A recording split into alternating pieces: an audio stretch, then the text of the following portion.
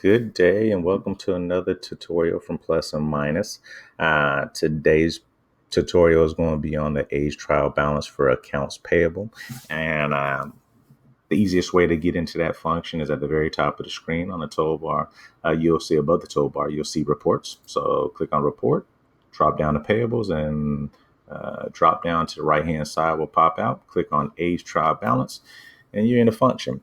Okay, so a couple of things about this. Why would you want to go into this reporting function? Well, most companies have check runs, and we have one on a weekly basis. So we want to pull all of our open invoices that we're going to pay out to our vendors. And this is one of the places that you could go within Plus and Minus to find that information and generate a report on that.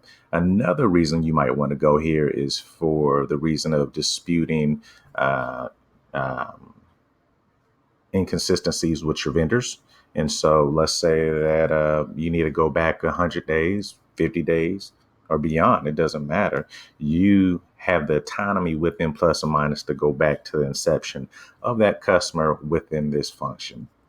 So a little bit about the screen on the left hand side. This date will always set to the current date unless you save a preset, at which, a lot of times you'll save something at the end of the quarter. We just ended a 9/30 2019 quarter. I might want to save that preset so I can go back, look at all payables ending for that period. The spread days, you can change this in any combination that you want. But since most of our vendors like to be paid in 30 days, we hit 30 for the initial column and then 15-day increments after that, in which you'll see how Plus and Minus generates that once we generate the report. We're going to do Gen 3100 because that's our chart of accounts. For our chart of accounts, 3100 is our accounts payable. And we're going to pull all customers from 0 to infinity. Down at the bottom, we're pulling all open invoices. We're pulling the detail and we're pulling them by sub. So let's go ahead and click view and see what that generates. Now, once again, I'm using a Plus and Minus sample company. So you'll see invoices from 2015, 2016. I've entered a few invoices from 2019 just to play around with the system. But ultimately, you'll see at the very top, this is the format in Plus and Minus. It'll always be invoice for the customer, your reference number that Plus and Minus generates, the journal, the description, and then you have totals by the increments that you have set. As I said before, our first column is going to be 0 to 30 days because that's when most of our payables are due, and then they're in increments of 15. All right.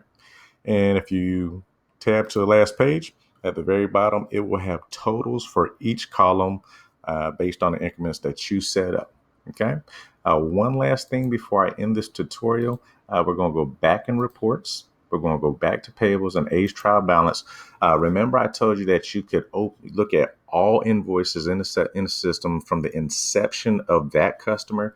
You could go down here and you could say, I want to see all changes made to all customers for the last 240 days and click view. Now, before I click view, remember, I'm in a sample company, so there hasn't been any changes within the system other than the 2 invoices I entered since 2016. So you're not going to see much activity, but have this been an active company where you had, dozens of invoices going in and out of the system, you would see a lot of activity. But let's click it and see what it generates. As I said, there are 2 invoices. These are the ones that I generated today. I used one for September, one for October. I'm going to keep filling these things in for the sample company. So the more tutorials I do, the more information that Plus and Minus will generate for these tutorials. I hope this has helped. Please leave feedback, and you can always visit our webpage. The information is in the link at the bottom.